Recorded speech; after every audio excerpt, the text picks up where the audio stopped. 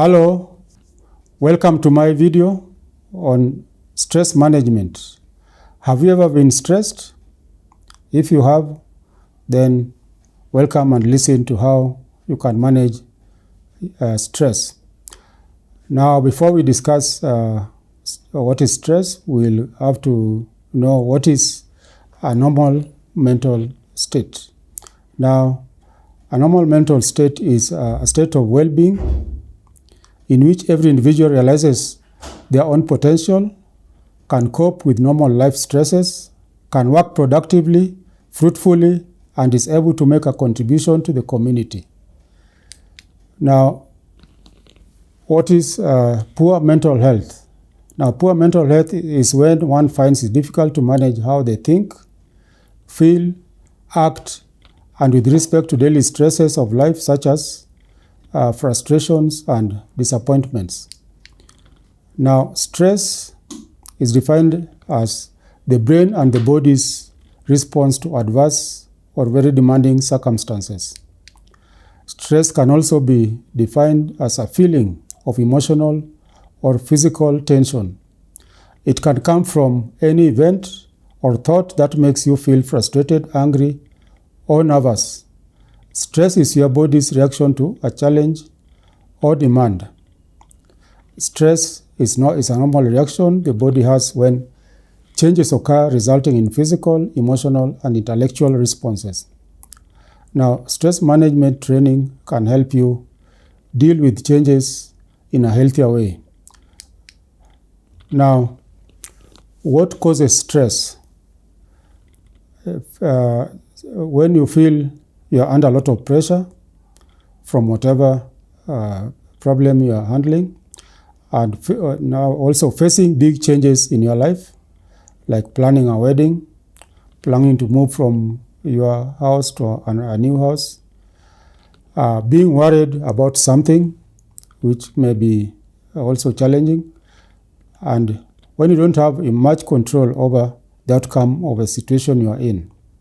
Now, when you have responsibility that you find overwhelming, and also when you don't have enough work, sometimes when you feel bored, you can also be stressed, or activities or changes in your life which may have taken place. Now, sometimes you get stressed when you experience discrimination or hate or abuse from our families, co-workers, and friends. Now, stress comes from what is known as a stressor. A stressor is any stimulus or event that causes stress. So when you are dealing with somebody who is stressed, you have to dig into what is the stressor. Now, who is affected by stress? Every one of us is affected by stress. There's nobody who can say that he has never faced stress or has never been affected by stress. Now, in terms of time, we can have three types of stress.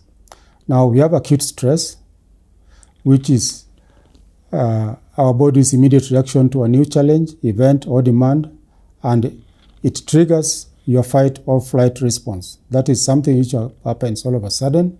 That is acute stress. For example, if you get involved in a motor accident and you have really missed death, that can cause you an acute stress, or getting a sudden bad news that your friend or your family member has just passed on. That can cause acute stress. We also have episodic acute stress. When acute stress happens frequently, it is called episodic acute stress. Then we have chronic stress. If acute stress isn't resolved, it begins to increase or last for long periods of time. It becomes chronic stress. This stress is constant and does not go away.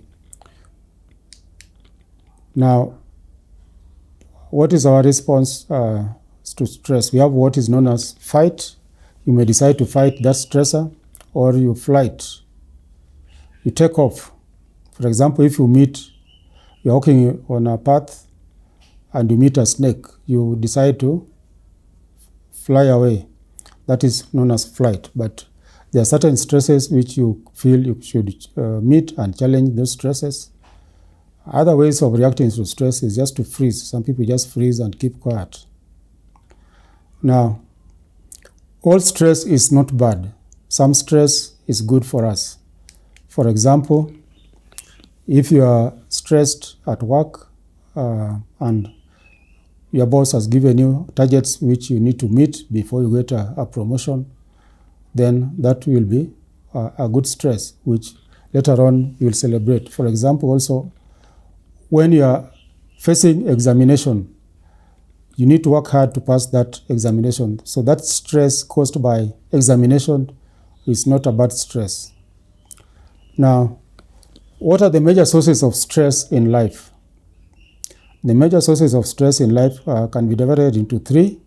They are social, economic, and the physical environment in which you live. The social is the setup, the home where you stay. How is it? If you are married, are you in good terms with your spouse? Are you in good terms with your children? Teenage children can also become a source of stress to parents, the way they conduct themselves. So that is social stress. Then we go to economic stress. Economic stress is basically to do with finances. When you don't have enough finances to meet your budget and to meet your daily requirements or monthly requirements, then you'll have what is known as economic stress. Then the physical environment is basically where we live with our neighbors. Is it a congested estate, or is it a congested area with many houses and maybe neighbors who play loud music when you're sleeping? Or like nowadays we have so many churches which put up and mosques which put up loud music and preaching to people when others are sleeping. So that is a physical environment causing stress. Again, when you are in the traffic jam, that can also be a stress caused by the physical environment, because the roads are not wide enough for all the vehicles to move about. So we have positive stress and negative stress, as I've mentioned. And what do we find in positive stress? Positive stress motivates us and makes us focus our energy. Mostly positive stress is short-term, and we normally have coping ability with coping with the positive stress. It also feels exciting once you have, let's say, passed exams. After having examination stress, you feel very happy, and this feels exciting. Another characteristic of positive stress is it increases your performance. It makes you perform better.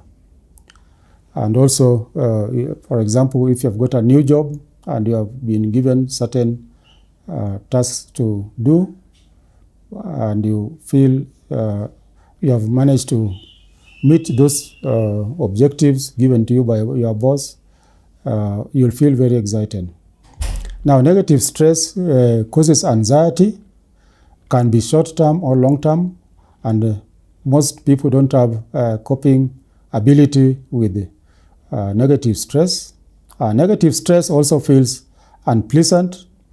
It decreases performance, and normally most of it comes from bad news or bad working environment, or when your boss or spouse is not very cooperative, then you have negative stress. Now, what are the physical symptoms of stress? We normally have body aches and pains. Then you can also have chest pain or feeling like your heart is racing. Technically, we call it palpitation. When you are aware of your heartbeat, you're not supposed to be aware of your heartbeat. If you're aware of your heartbeat, then there's something wrong. So either you have a heart disease or you have stress. Then exhaustion or trouble sleeping. Headache, dizziness or shaking. You can also have high blood pressure as a result of stress, muscle tension or clenching your jaw. Then you can also have stomach symptoms, your stomach making funny noise and some pain in the stomach, and also may have digestive problems. Some people also have trouble when they're having sex. They may not have fulfilling sexual intercourse, both men and women. Some of them end up having sex for a very short time than they used to have before. We also have what is known as a 1 minute man. Somebody used to perform for 5 to 10 minutes, now can only perform for a minute. All these are due to stress, anxiety, and depression, which should be treated. Instead of somebody going to the chemist to buy certain performance-enhancing drug, it's better to see a doctor to be treated for stress, anxiety, and depression before you resort to those performance-enhancing drugs. Now, too much stress can lead to sickness and also sick offs from places of work. Now, emotional and mental effect of stress. We also have emotional and mental effects of stress, and this can be anxiety or easy irritability. If you have somebody who is easily irritable in your home or in your family, that can be as a result of stress. Some people develop depression. Some feel sad. They have panic attacks, and they may require medical treatment. We also have, when you're stressed, your body produces hormones which are known as stress hormones. And stress hormones include hormones like cortisol or norepinephrine, which are released by the body during stressful situations. So if you have a chronic stress, you have these hormones like cortisol being produced continuously, which may make your health not good. It will interfere with your health. Now, some people have unhealthy ways of coping with stress. Which are the unhealthy ways of coping with stress? Some people resort to drinking alcohol, which sometimes people become addicted to and they become chronic alcoholics. Some resort to gambling, hoping that they can hit a jackpot and win some money, and in most cases they lose money and they get more stressed. Some people resort to overeating and develop eating disorder, and some of them even gain weight as a result of overeating due to stress. Some participate in compulsive and risky sex and end up with their diseases. Some are addicted to pornography in the internet because of stress, and some people resort to smoking, and some resort to using hard drugs, cocaine, marijuana, heroin, etc. These are not good ways of coping with stress, and that's why we need to know how to deal with stress. Now,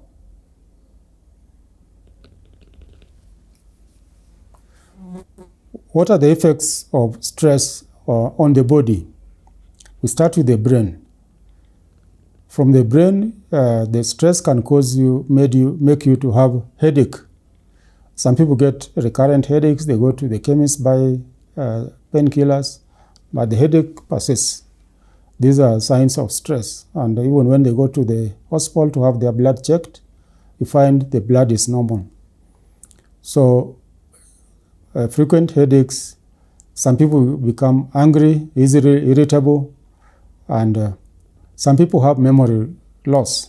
If you have recurrent memory loss, go and see a doctor. It could be a sign of stress. Some people have difficulty sleeping. If you used to sleep well and now you find when you go to bed, either you can't get sleep after you stay in the bed for 2-3 hours, you can't get sleep. Sometimes you sleep for 2-3 hours and then you wake up. Those are signs of stress, depression, and anxiety, which needs to be tackled. Then the heart can also be affected, as you had mentioned earlier on. You can get high blood pressure. You can get also the heart beating very fast, which I mentioned is palpitations. Then the stomach and intestines can be affected. Some people have a lot of acid production due to stress, and then they have pain in the upper part of the abdomen, and later on develop ulcers. Some people can also have frequent passing of stool and have diarrhea because of stress. Then we have the pancreas can also be affected, and some people can develop diabetes because of chronic stress. Now, the intestines can also be affected, as you had mentioned. Then the sexual organs can also be affected, as you had mentioned earlier on. Some people also get skin problems, pimples on the face, like acne. If you get acne at older age, above 30 years, when the acne period is over, most people get acne during adolescent to early adulthood up to 25 years, which is normal. But if you get acne after those years, then in most cases it's normally due to stress. So this must be managed well. When you get stressed or get a sudden bad news like death of a spouse or family member, somebody got involved in a road accident, we may develop what is known as acute stress disorder. Now, an acute stress reaction typically occurs within hours to days, and later on, if this is not well taken care of, the patient might develop after a month what is known as post-traumatic stress disorder. And some people go on to use alcohol and drugs and develop substance use disorder. Some develop depression, and some even commit suicide. Now, what are the symptoms of acute stress disorder? They normally have recurrent dreams or flashbacks about those unpleasant events, and then avoid anything which will trigger the stress. When they avoid remembering those incidents, including avoiding people or conversations to do with the triggering event.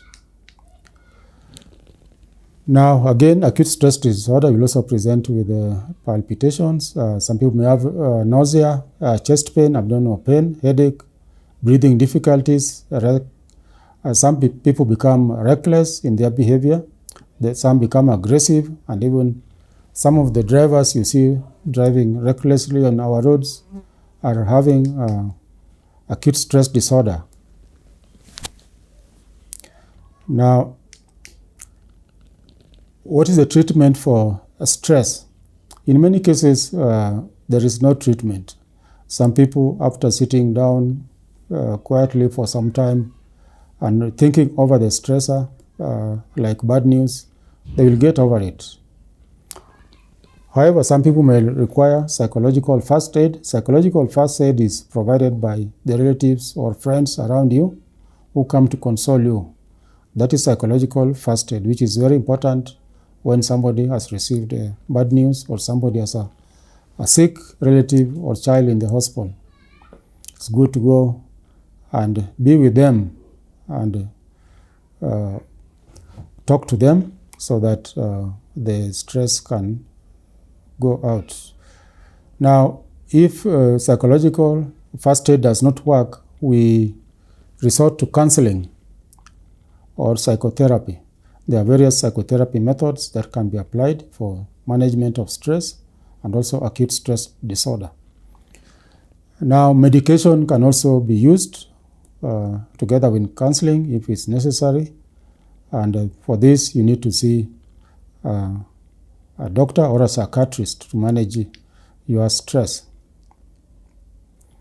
Now, avoid using alcohol, narcotics, marijuana, and other substances which will not cure your stress. Now, when you are overstressed, again, you can develop some of the side effects of stress are burnout. Burnout is a feeling of exhaustion and being overwhelmed. And the signs of burnout are sadness. Somebody used to be cheerful becomes sad. And depression, apathy, easily frustrated. These people are easily frustrated. They start blaming others. They are easily irritable. They also later on start lacking feelings. If he was working in an organization, they become indifferent to whatever goes on in that organization. And even if he was a family man, he becomes irresponsible. Now, what are the signs of burnout? People become isolated. They isolate themselves and disconnect with others. Some develop poor self-care. They become tired and exhausted and overwhelmed. And some of them feel like they are failures. Now, stress can be managed. Let us not lose hope. Stress can be managed. And don't wait until stress overwhelms you is when you come for treatment. So you can talk to a therapist or a counselor about your stress. If they cannot manage, they can refer you to a doctor to manage the symptoms they find requires a doctor to manage. So what are some of the coping strategies so that you don't get overstressed and burnout? Is take a break. Every week you should take a break from watching TV, reading or listening to news, because some of the news also are sources of stress. Take a break from social media. Don't look at social media every day. You'll get stressed and you'll also get addicted to social media and internet. Connect with others. Have friends. Have genuine friends. Not Facebook and WhatsApp friends. Have genuine friends who can ring, who can ring you and ask you how you are doing. Again, take leave. Leave is very important. Some people don't value leave. They work throughout, or when they take leave, they go to do another work. Take leave and rest. Go for holidays. You don't have to go for expensive holidays. You can even go to your rural home. That is a holiday. So you don't need to stay in an expensive place to be on a holiday. Then another important thing is self-care. The very important thing is self-care. Self-care is defined as ability of individuals or families and community to promote health and to prevent disease, maintain health, and cope with illness and disability with or without support of a health care provider. So self-care focuses on basically three main areas. Number one is nutrition. You need to have a healthy, balanced diet. And a healthy, balanced diet consists of, you must have carbohydrates, you must have proteins, you must have fruits, and you must have vegetables in your diet. And this must be balanced. Don't overeat either of them.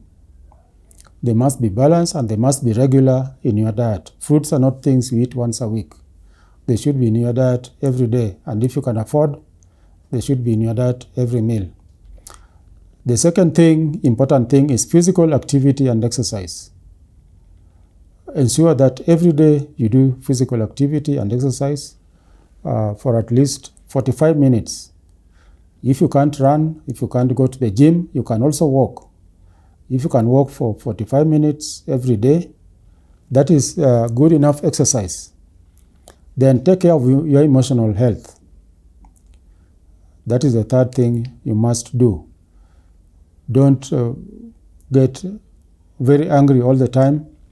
And emotional health means you should also find exciting things which can excite you and make you laugh, things you enjoy.